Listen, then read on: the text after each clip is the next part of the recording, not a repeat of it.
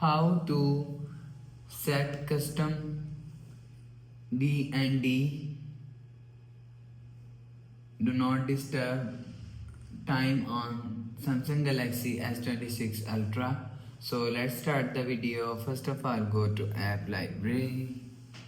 Now here, so click on settings app. Now in setting, scroll down and click on notifications.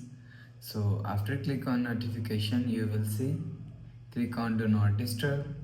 So after click on do not disturb, so if you want to set custom do not disturb, so click on add schedule. So after click on add schedule, so you will add schedules, type schedule name,